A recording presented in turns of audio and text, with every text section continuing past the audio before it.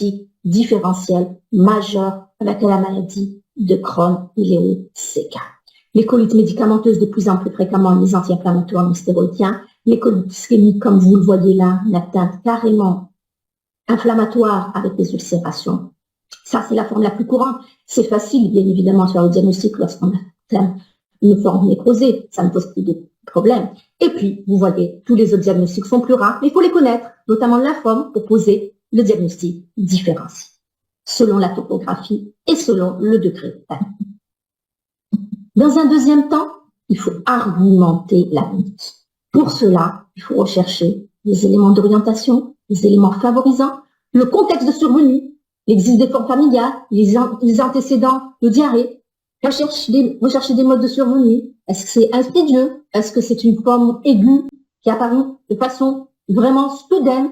Identifier bien sûr les symptômes que nous allons revoir, c'est-à-dire pour être organisé, on cherche les signes digestifs, les manifestations extradigestives, les lésions anopérinées.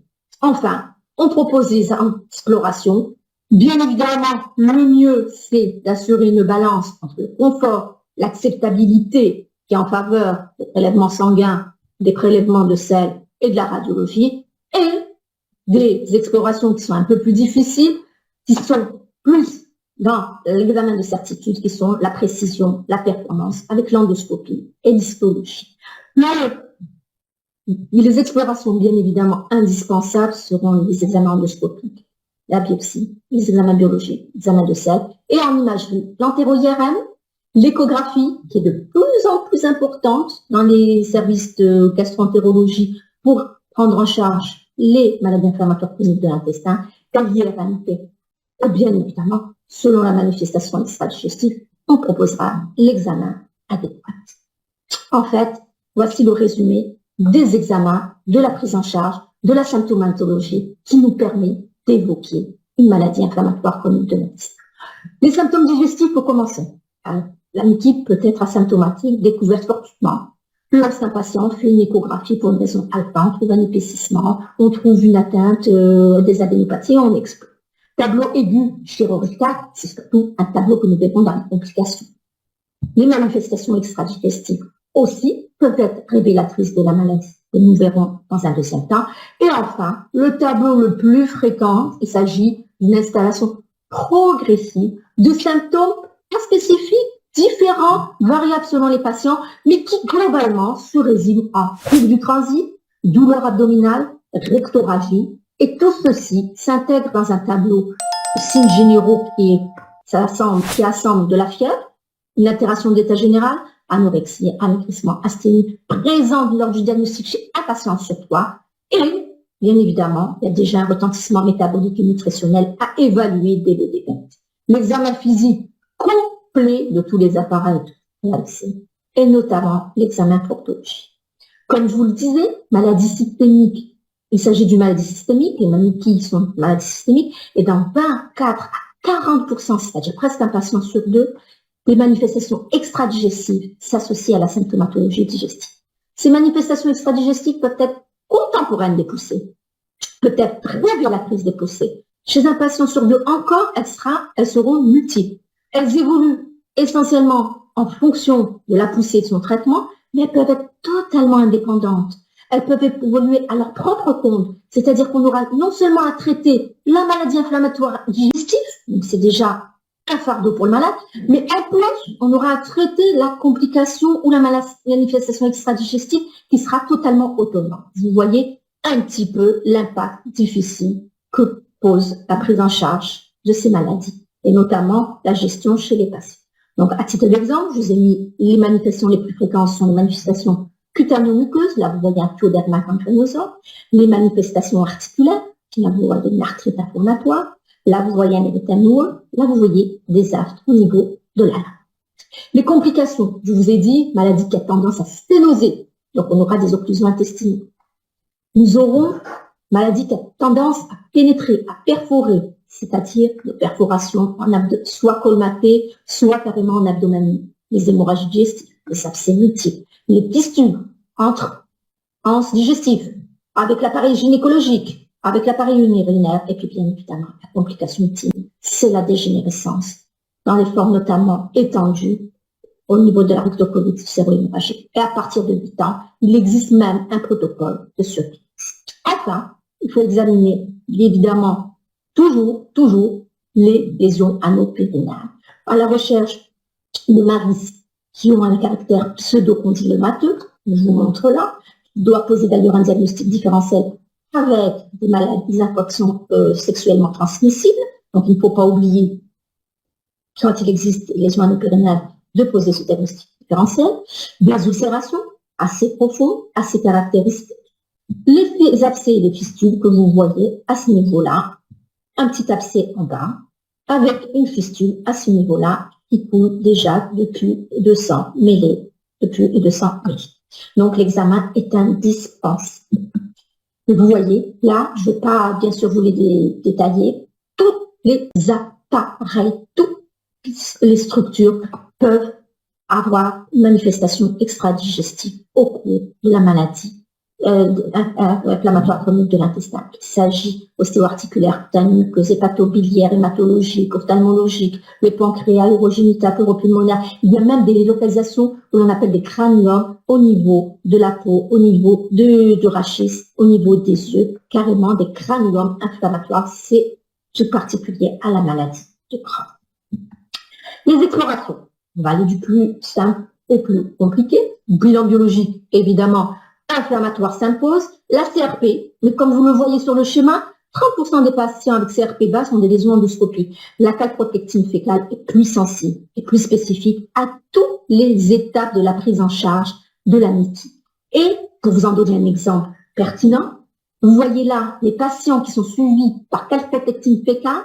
Vous voyez la courbe bleue, c'est les patients qui n'ont pas rechuté. La courbe rose, c'est ceux qui ont rechuté sur le plan clinique et endoscopique. Et déjà, à 4 mois avant la rechute, il y a élévation de la calprotectine. Donc, c'est un marqueur qui est de plus en plus utilisé pour le suivi des maladies inflammatoires chroniques de l'intestin pour la prise en charge. Il devient incontournable. Bien évidemment, nous ferons le bilan de retentissement, le bilan nutritionnel et l'endoscopie. L'endoscopie, la fibroscopie systématique, notamment lorsqu'il existe une maladie de Crohn. L'iléocoloscopie, elle est incontournable pour le diagnostic positif, différentiel, préciser la topographie, l'étendue, la distribution des lésions, la sévérité, la gravité, pour suivre bien sûr son évolutivité, sa cicatrisation, la réponse au traitement, et enfin la surveillance pour le dépistage de la néoplasie et de la dyspepsie. Fait une haltéroscopie rarement, lorsqu'on a besoin vraiment de faire un diagnostic différentiel avec des psy. Sinon, une vidéocapsule du GRAIL fait partie intégrante du bilan d'une maladie inflammatoire, d'autant plus si on a des symptômes qui sont très évocateurs avec le contexte d'une maladie inflammatoire, notamment maladie de Crohn, surtout maladie de Crohn, et quand la fibro, la colo sont bien évidemment normales, on peut trouver des lésions totalement en faveur d'une maladie de Crohn à la vidéocapsule. Quelques images pour vous montrer l'aspect que peut avoir une maladie de Crohn, de gravité croissante. Nous avons là ce qu'on appelle les ulcérations aftoïdes, comme les aftes au niveau de la bouche. C'est une petite ulcération, perte de substance superficielle entourée d'un halo inflammatoire. Nous avons des ulcérations plus superficielles que l'on appelle enrales, c'est-à-dire plus larges, plus étendues. Là, nous avons carrément des ulcérations profondes, avec carrément l'empiètement sur la muqueuse, avec une profondeur certaine et des ulcérations en puits. Et nous avons les sténoses. Elles soient non ulcérées à ce niveau-là, comme vous le voyez peut-être pas très bien à ce niveau. Nous avons, au cours de la rectocolite séro-hémorragique, ce qu'on appelle le sous-score de Mayo, qui nous permet de parler un langage universel avec une classification commune internationale. Nous avons le stade 0, il n'y a pas de lésion. Le stade 1, c'est une maladie minime avec un érythème. Nous avons le stade 2 avec un aspect d'absence du réseau vasculaire, érythème plus marqué et des érosions plus superficielles, une friabilité. Et là, nous avons le stade 3, une maladie sévère, des ulcérations étendues, une muqueuse qui perd le sang, qui est fragile. Bien évidemment, les biopsies sont incontournables, systématiques, en muqueuse saine et en muqueuse pathologique. Et là, une image d'une vidéocapsule vous montrant, au niveau de l'intestin grêle, cette fameuse lésion aftoïde qui fait carrément le diagnostic, notamment lorsque la fibroscopie et la coloscopie sont normales. L'histologie, bien évidemment, il faut orienter le médecin pathologiste Alors, il y a des lésions d'infiltration lymphoplasmocytaire, la distorsion et la bifurcation glandulaire, l'infiltration cryptique, les ulcérations au niveau d'un rectocolite ulcéro-hémorragique. La maladie de Crohn est comme donc les patients, on doit bénéficier de plusieurs examens du GRAL dans leur vie. Donc, à l'heure actuelle, ce sont les entéro-IRM qui sont faits pour explorer le GRAL chez les patients présentant une maladie de Crohn et qui donnent des images totalement intéressantes, totalement suggestives, très démonstratives, comme vous le voyez là, un épaississement inflammatoire avec un rétrécissement, comme je vous l'ai montré lors de la première photo de l'histoire naturelle. Et là, carrément, vous faites le parallèle avec cette teinte inflammatoire, ces petites érosions profondes, vous voyez là avec ce marquage plus marqué, blanc, et qui apparaît là avec ces lésions ulcérées profondes. Donc, vous voyez, à ce niveau-là, je vous ai mis une image qui montre donc une inflammation, des rétrécissements, mais aussi cet aspect dont on parle, aspect peigné de la graisse mésentérique. Vous voyez, ça donne cette image d'infiltration graisseuse inflammatoire au niveau du mésentère.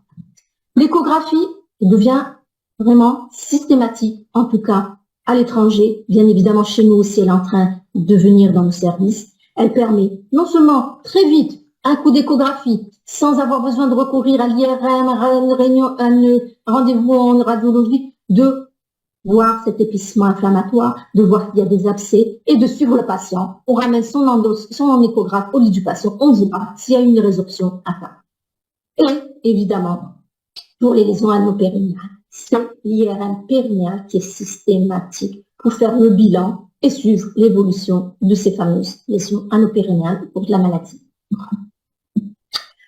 Au terme de ces explorations, de ces examens anamnésiques cliniques, on proposera de scorer le patient, de la classer. En fonction de la maladie, il faudra préciser la topographie, les manifestations extradigestives, les lésions anopérinéales. Deuxième compte rendu, la poussée. Il faudra présenter son intensité, sa gravité. Et enfin, pour la récidive, vous montrerez dans la diapo suivante comment on évolue la récidive sous traitement ou en post-opératoire. Il existe une multitude de scores de classification. Les plus utilisés sont le score de Best, le CBL, le score de Trullo ou de Harvey-Bradshaw pour la gravité. Et en endoscopie, ce sont les scores de Magno, clinique ou sous ADO pour l'endoscopie ou le CIS pour le RCH. Pour la récidive, je tenais à vous en parler, parce que le score de Rutgers fait en 6 mois post-opératoire permet de prédire le devenir clinique anatomique de la patiente. En effet, lorsque vous avez opéré un patient, vous l'avez, entre guillemets, blanchi. Donc, à 6 mois, à 1 an, on fait une coloscopie de contrôle.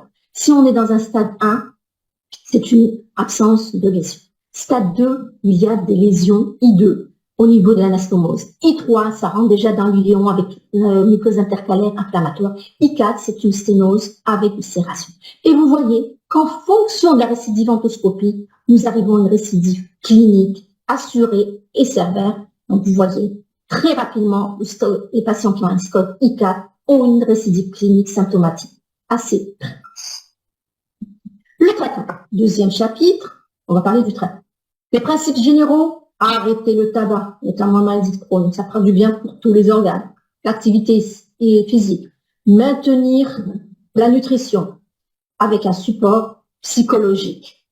Bien évidemment, tous les patients doivent être encadrés sur tous les aspects de la prise en charge globale. Il faut identifier des facteurs de risque, de gravité, qui justifient une attitude d'emblée agressive. Un âge inférieur à 40 ans, chez les hommes, les formes étendues du grêle, l'association des lésions anopérinéales, les formes pancoliques, les formes corticodépendantes, le tabagisme, les incidents chirurgicaux, ce sont des formes qui sont très souvent d'emblée agressives. Donc avant qu'elles ne détruisent totalement la muqueuse, la paroi et les éléments du tube digestif, il faut assez rapidement traiter le malade avec la thérapeutique adéquate. Du point de vue stratégie thérapeutique, de plus en plus, nos objectifs sont devenus stringents. Dans les années 40, on se contentait d'une amélioration clinique. Dans les années 60, d'une rémission clinique. Dans les années 2010-2011, une rémission endoscopique est exigée. Et très prochainement, probablement, pour prendre en charge, l'objectif sera une rémission histologique. Il y a des objectifs à court, moyen, long terme pour arriver finalement à obtenir une rémission clinique, biologique, endoscopique, une normalisation de la qualité de vie du patient. Voilà l'objectif que l'on se veut atteindre pour nos patients présentant une maladie inflammatoire chronique de l'intestin afin de leur permettre d'avoir une vie aussi normale que possible que la population générale.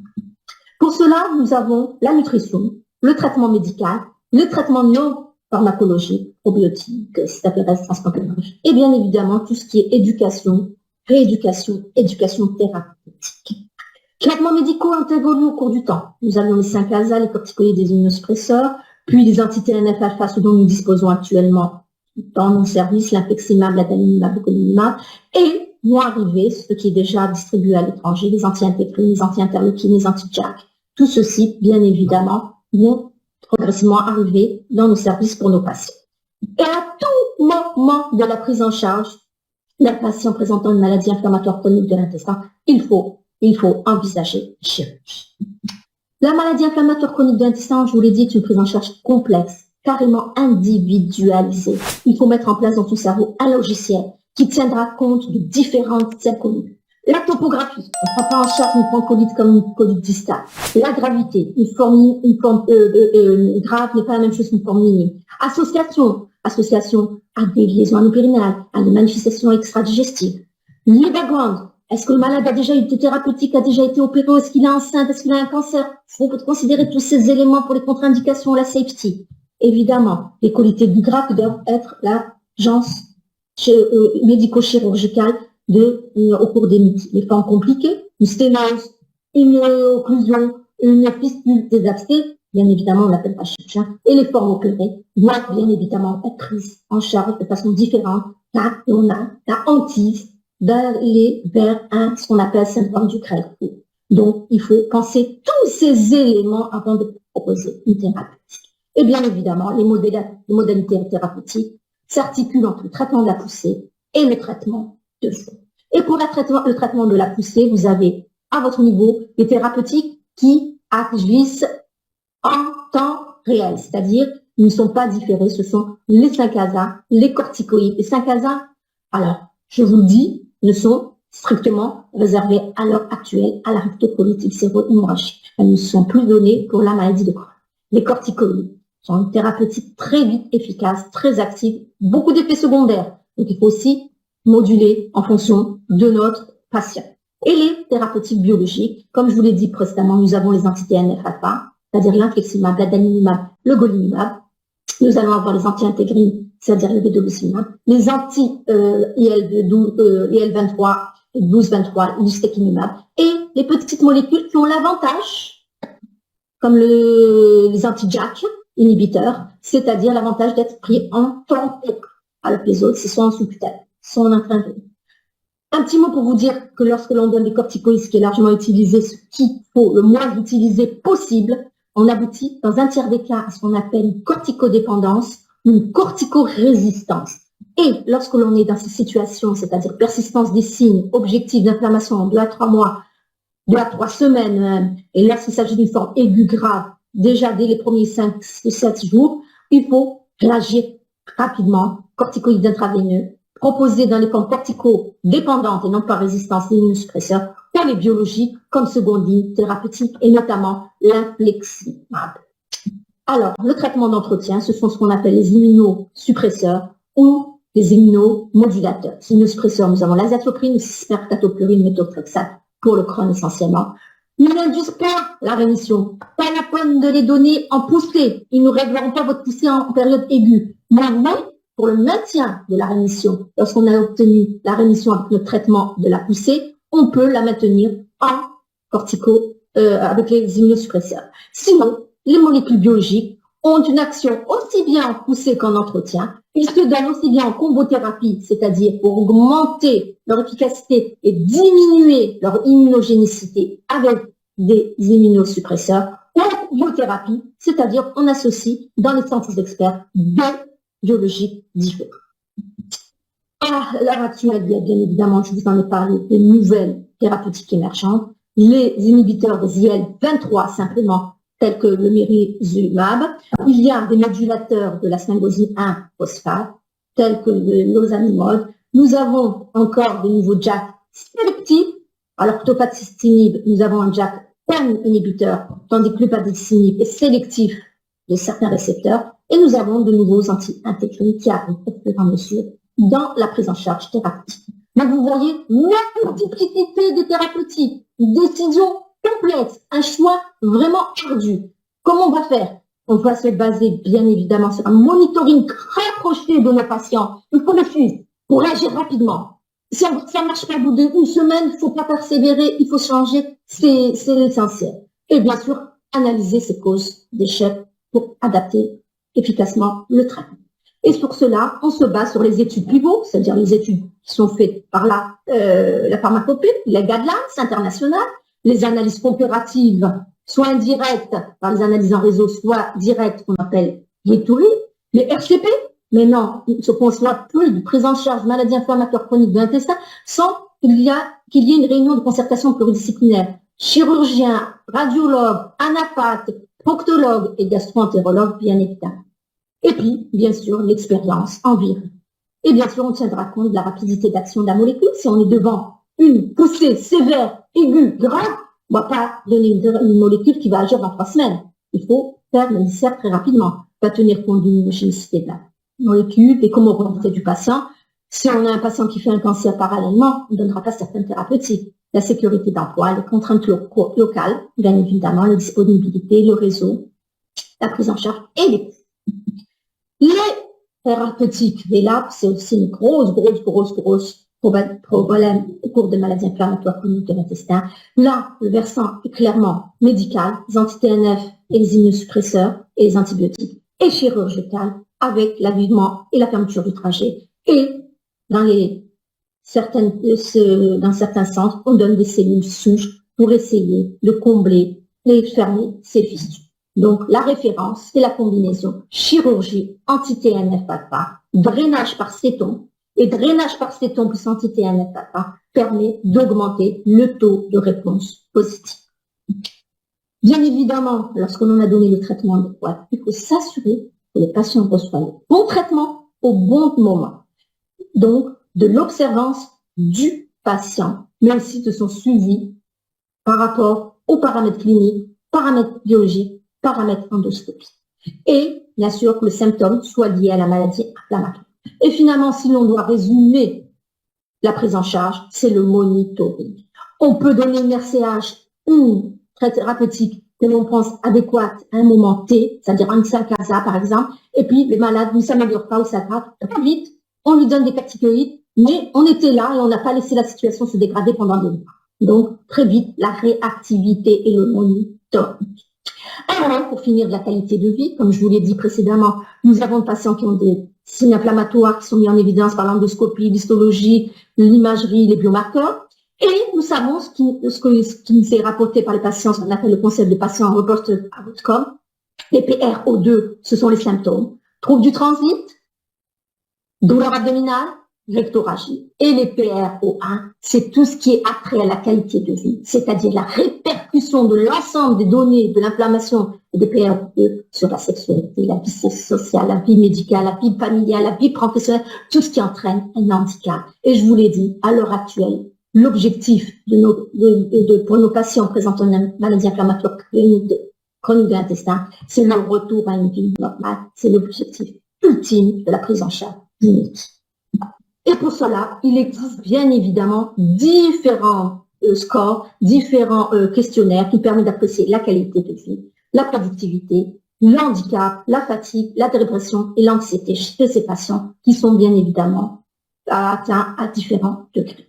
Et en consultation, pour vous, très rapidement, nous avons ce que nous appelons l'IBD-10. C'est un disque qui présente différents items, les douleurs abdominales, le sommeil, l'image du foie que l'on a, les problèmes de la fonction sexuelle, et l'on note de 0 à 10 le degré apprécié subjectivement par le patient. Et de consultation en consultation, on peut voir l'évolution des différentes données de ces différents items pour voir si le traitement donné répond à nos attentes et aux attentes du patient ou s'il faut réagir à nous.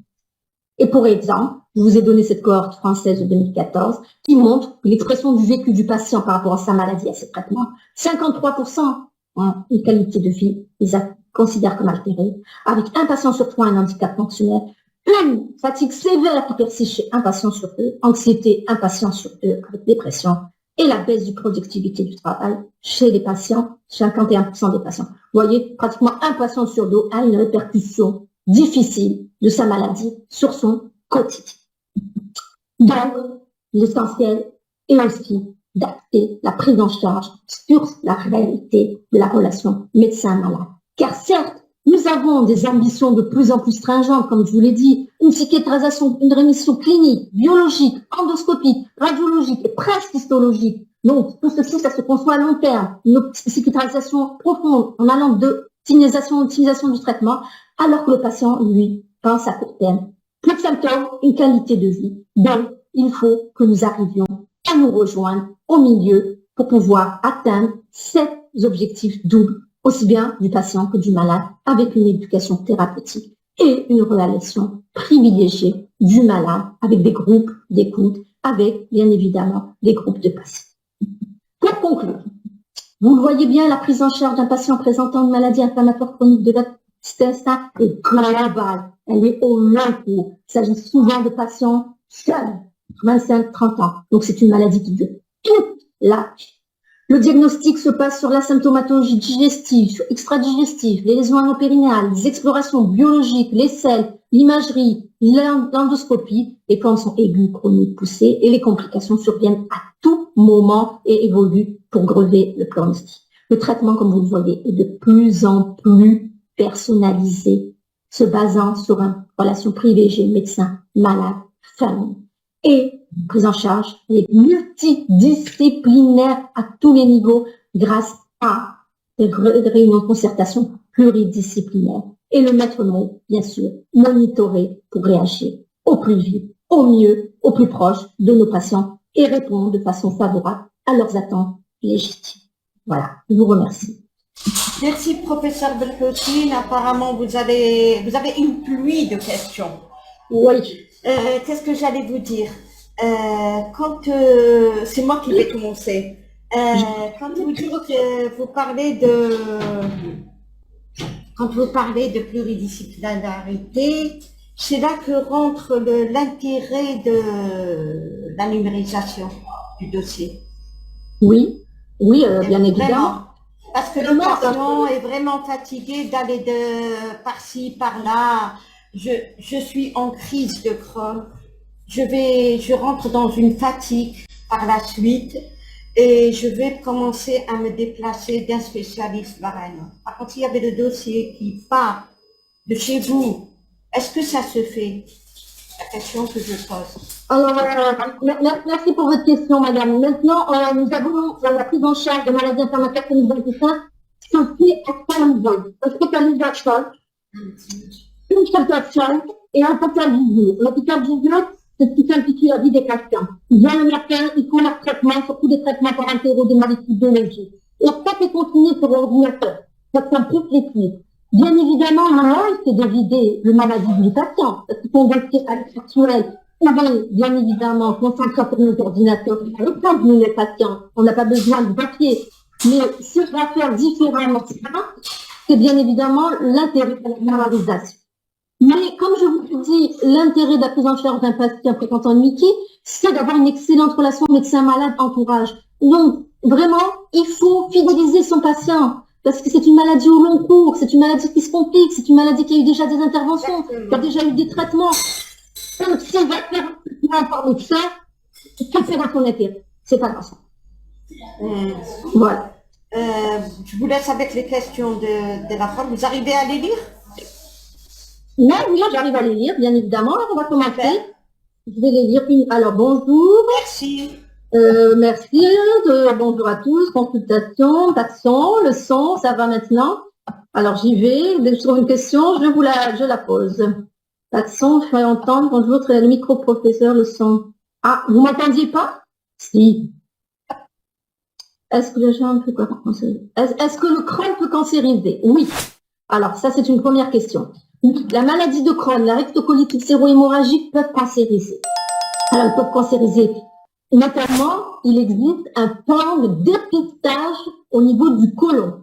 Ce sont essentiellement les patients qui ont une maladie active, inflammatoire à bas bruit, les patients qui présentent une cholangite sclérosante, mais surtout les patients atteints de colite, c'est-à-dire une atteinte de pyrotalon, et une atteinte aussi qui évolue depuis plus de temps.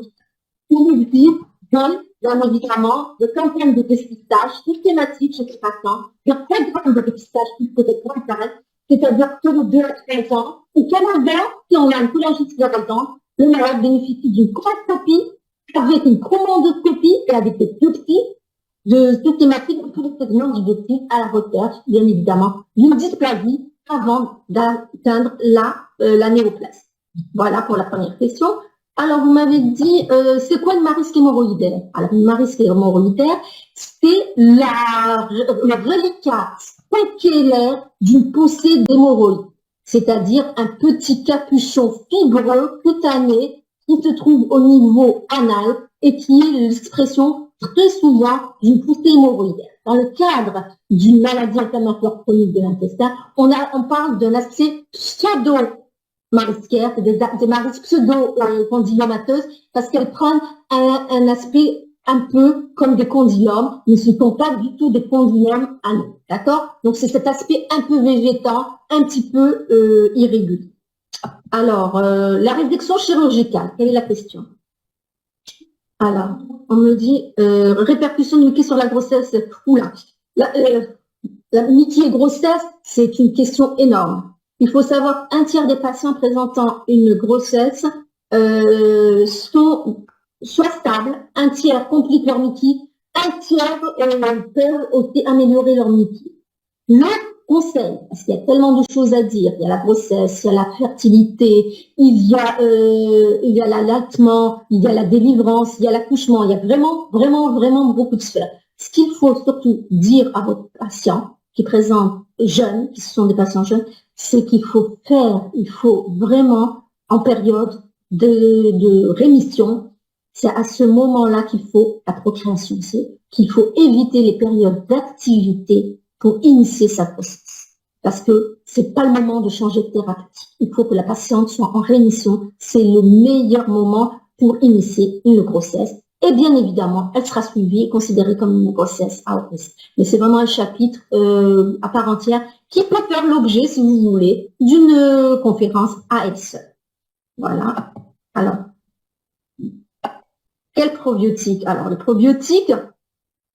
probiotiques, à l'heure actuelle, ne sont pas dans l'algorithme de prise en charge systématique d'une maladie inflammatoire chronique de l'intestin. Ce sont on les donne essentiellement de ce qu'on appelle les pochites, c'est-à-dire les complications, les poussées de maladie inflammatoire chronique de l'intestin dans le rectum et dans la nouvelle anse qu'on appelle la porte, que l'on crée en juillet lorsqu'on fait une colectomie totale.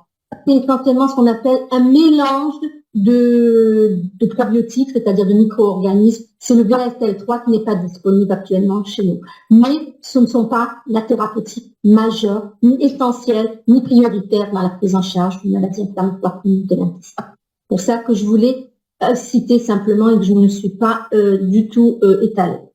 Pour que vous ayez cette connaissance, bien évidemment. Alors, là, on me dit patient qui a un trouble du transit, prise exagérée des AINS, CRP très élevé, arthralgie, conduite à tenir. La conduite à tenir, c'est de voir un médecin. Je ne peux pas partir, il faut absolument faire une coloscopie. Les AINS, bien évidemment, pourquoi elle les a pris? Est-ce qu'elle les a pris déjà pour ces arthralgies? Donc, ça veut dire qu'elle a peut-être une cause, une pédiatrique, une arthrose, on ne sait pas pourquoi. Qui peut augmenter déjà cette maladie rhumatismale, peut augmenter la CRP. Peut-être c'est un mode d'entrée dans une Mickey, je suis entièrement d'accord, mais on ne peut pas statuer sans avoir un minimum de bilan, au moins un avis rhumatologue, au moins une coloscopie avec des bilans d'imagerie, pour voir si c'est l'anti-inflammatoire qui a pu elle-même déclencher une Mickey préexistante.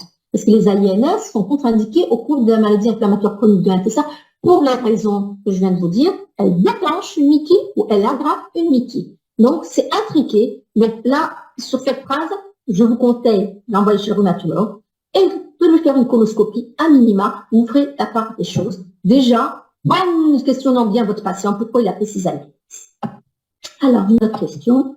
Le rôle du médecin généraliste en cas de suspicion. Alors, en cas de suspicion, c'est vraiment un bon interrogatoire, un bon examen clinique. Le médecin généraliste peut proposer déjà les examens complémentaires en orientant vers le médecin spécialiste ou vers un centre de référence. Et secondairement, le médecin généraliste peut totalement suivre une MICI minime avec des médications de base, de première ligne, ou les complications ou les effets secondaires et référer confraternellement à son collègue gastro-entérologue ou autre lorsqu'il y a une complication, lorsqu'il y a un élément pathologique. De toute façon, le patient présentant une MICI sera suivi doublement, conjointement, par le spécialiste gastro-entérologue et par son généraliste.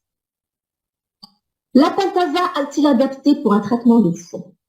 Exceptionnellement, il peut être adapté pour un traitement d'une rectocolite ulcéro-hémorragique ayant bien répondu à un traitement d'attaque par 5-ASA. Il s'agit d'une forme minime, soit une forme vraiment légère, modérée. Dans ce cas-là, on peut laisser un traitement de fond rien qu'à base de 5-ASA. Et il faut le laisser de toute façon, parce que le 5-ASA a non seulement un effet sur la prévention, sur l'action, mais aussi il peut moduler le risque de dysplasie. Donc voilà, pour votre question. Je crois qu'on est arrivé, je crois qu'on a répondu à toutes les questions là. Toute faiblesse peut-être, toute faiblesse sexuelle ne peut pas être attribuée d'emblée à la MICI. Il faut orienter vers un sexologue ou un endocrinologue. Ça peut être la conséquence d'un traitement, ça peut être la conséquence de la maladie, ça peut être la conséquence d'un état dépressif lié à la maladie, mais bien évidemment, il faut chercher un substratum autre sous-jacent. Que faire en cas d'arthralgie? Très simplement, orienter vers un rhumatologue, comme nous le faisons nous-mêmes. Donc, nous avons un bilan de départ, même si par la suite, il n'y a pas d'anomalie, il y a une atteinte légère. Ça, non seulement nous permet de faire un bilan de départ, mais aussi de savoir comment évolue la pathologie. Voilà. Bon, le son est impeccable. Je pense si la CRP est positive, on hospitalise systématiquement le patient. Quelles sont les recommandations? Alors, en urgence, une colite aiguë grave est hospitalisée d'urgence. Une colite qui est... De toute façon, si un malade est suivi par son gastro-entérologue, vous le référez au gastro-entérologue, il fera le nécessaire. Une colite aiguë grave d'emblée, une colite qui s'aggrave d'emblée, une colite qui est mal gérée par son traitement, il faut l'hospitaliser aussi. Une malade qui est en état général altéré, une malade qui est dénutrie, il faut les hospitaliser. Bon, je pense qu'on a fait le tour des questions. Oui. Ah, s'il y en a d'autres. C'est quoi le régime? Voilà.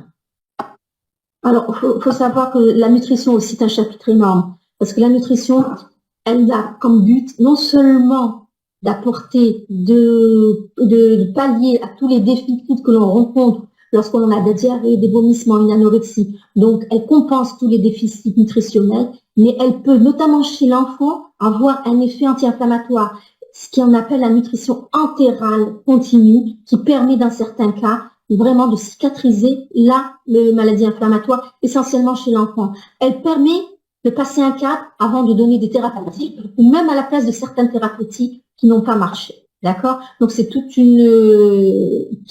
un chapitre. Très bien. Eh bien, écoutez, je vous remercie. Je suis ravie qu'il y ait autant de présents. Je vous propose, si vous êtes d'accord, vous transmettez à Madame Gougam de vous faire ultérieurement peut-être un cas clinique ou 2 cas cliniques pour illustrer sa prise en charge vraiment pratique. Donc, on passera de la théorie à la pratique pour vraiment visualiser le quotidien et les problématiques qui ouvriront. On fera peut-être une demi-heure de cas clinique et une demi-heure pour poser vos questions et vos problématiques. Ça ouvrira une discussion plus large si vous êtes intéressé. D'accord? Je vous remercie en tout cas de votre attention, de votre intérêt à cette problématique qui est pour nous assez essentielle. Merci à tous, à bientôt et je vous souhaite une bonne journée. Donc, je vous dis au revoir, Madame Gougam, au plaisir, et je me tiens à votre disposition. Au revoir.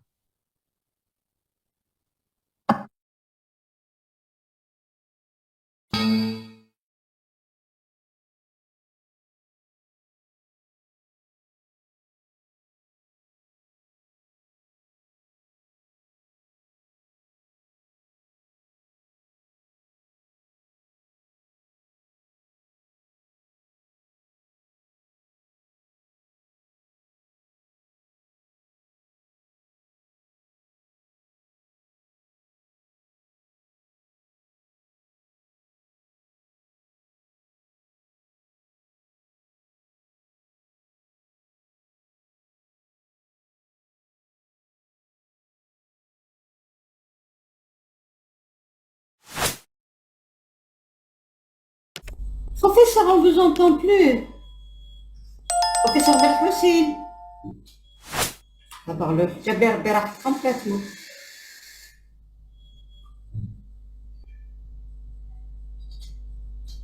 Soyez patient, hein, je vais appeler au téléphone. Apparemment, elle a disparu.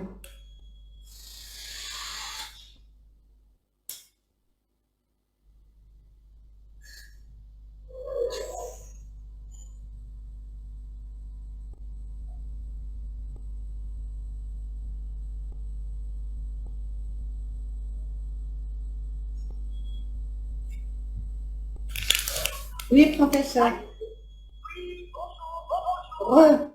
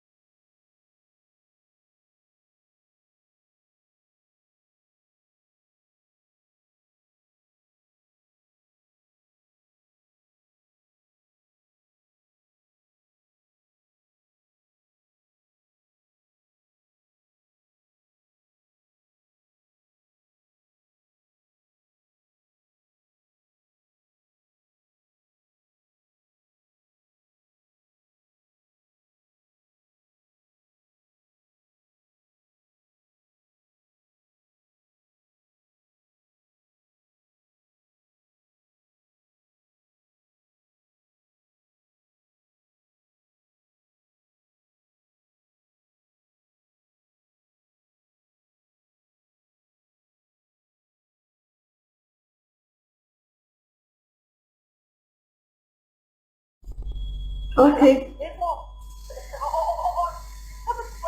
les communications avec les auditeurs, hein, vous avez- J'ai compris. Non, j'ai tout compris. Il n'y a pas de problème, ben, j'ai l'habitude. Je vous envoie un PDF différent. PDF, d'accord. D'accord. Voilà. Merci, merci. Allez, au revoir. Au revoir.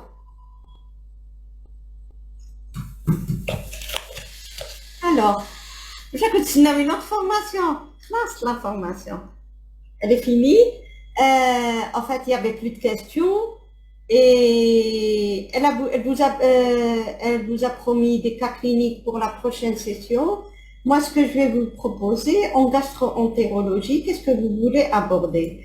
Je vous laisse le micro ouvert, je vous laisse la fois ouvert avant de mettre fin à cette session. Essayez de me dire quelles sont les formations en gastro-entérologie qui vous tiennent à cœur et que vous, médecin généraliste au niveau de votre consultation, vous trouvez pertinent.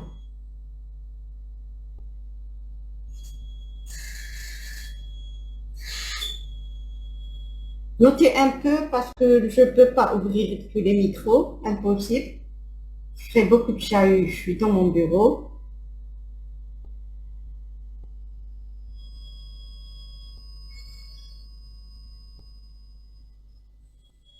Mettez-moi quelques thèmes que vous estimez qui vous posent problème. Au lieu d'aller chez les spécialistes, au moins vous prenez connaissance, surtout pour les gens qui sont très loin.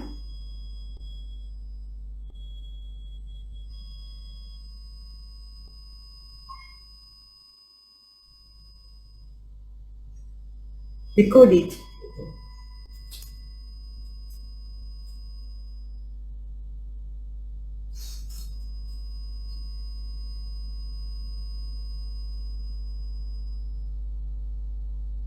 Les colites en général ou vous avez une particularité bien précise?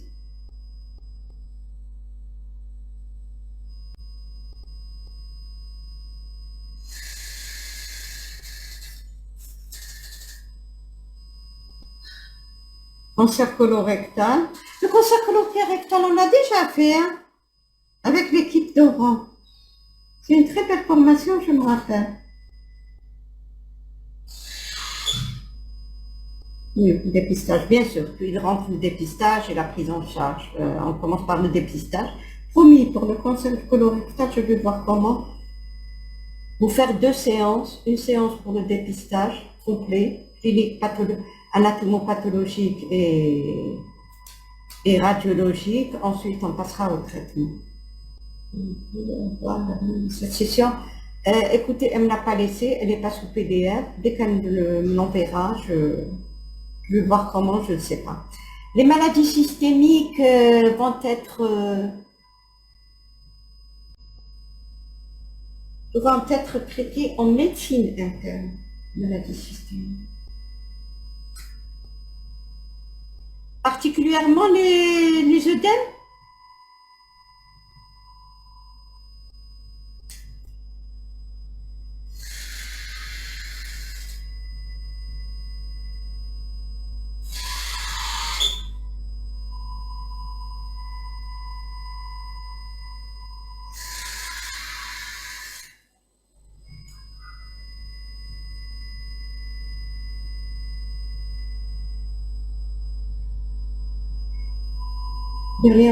Dernière recommandation de la personne. Ah oui, ça. Ah oui, oui.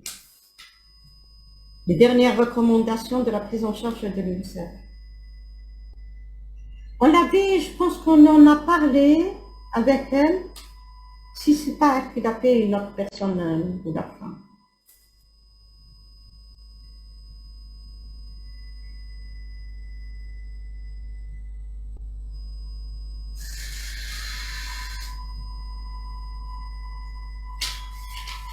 Elle m'avait parlé justement de tous les problèmes œsophagiens, de tous les reflux, les varices, elle m'en avait parlé. Elle l'avait proposé aussi.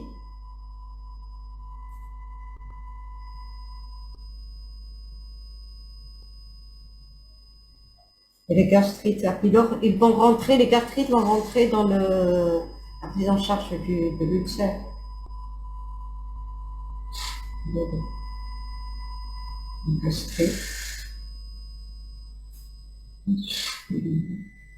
D'accord. Déjà là, il y a un ensemble de thèmes. Ce que j'allais vous dire, demain, on sera ensemble pour les cancers mous, les carcinomes. Nous serons ensemble pour les cancers.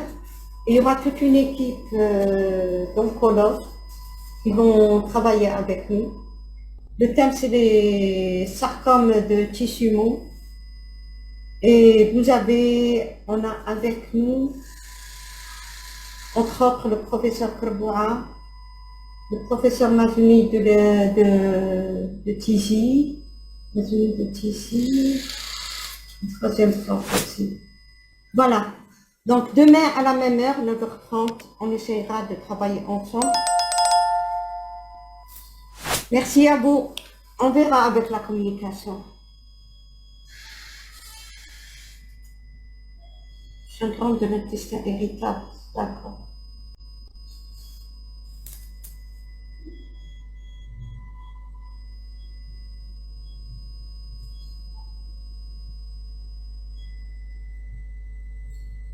Je vais